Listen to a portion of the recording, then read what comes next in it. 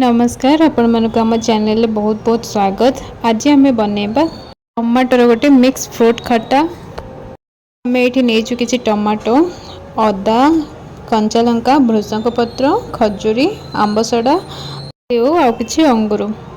एबे आम प्रस्तुति प्रणाली को जिबा। आम ये गोटे कढ़ाई किसी तेल नहीं जाइछु से तेजपत्र आ कि फुटण देदबा। तापर आम से भृषंग पत्र ऐड कर देइछु। से अदा रसुण और लंकार छेचा दे देइछु। तापर तक किसी समय जारिला परे आम से टमाटो ऐड करदबा। देखंतु एबे से आम जो काटिकी रखी फ्रूट्स सेव और अंगूर देदबा। खजूर कड़ी मध्य ऐड कर देइछु। स्वाद अनुसार लुण ऐड करदेबे और टिके हल्दी मध्य देदबा। एबे ताको भल भाबरे मिक्स करदबा और किसी समय पाई घोड़े दबा।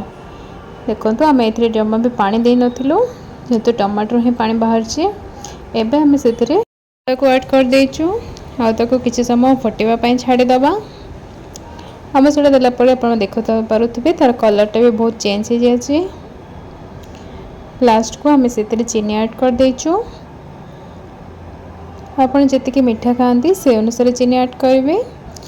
तापर से आम किछि कसूरी मेथी पत्र ऐड कर देइछु। तापर आम से लंका गुंड किसी ऐड करदबा आउ किसी धनिया पत्र मध्य ऐड कर देइछु। ताको किसी समय फुटेबा पई छाड़ी दबा। खटाटा पूरा एमती बहलिया हबा जाए आपण ताको फुटेबे। एबे हमर रेडी हो जाइछि मिक्स फ्रूट खट्टा। एबे हम ताको गोटे प्लेट रे सर्व कर नेइछु। आपण माने थरे एपरि भाबरे प्रस्तुत करे देखंतु आपनको बहुत ही भल लागिवो। चाहिए से गार्निशिंग धनिया पत्र मध्य ऊपर दे पारिबे। जदि हम वीडियोटी आपको भल लगी था तेज आम चैनल को लाइक शेयर एंड सब्सक्राइब करंतु।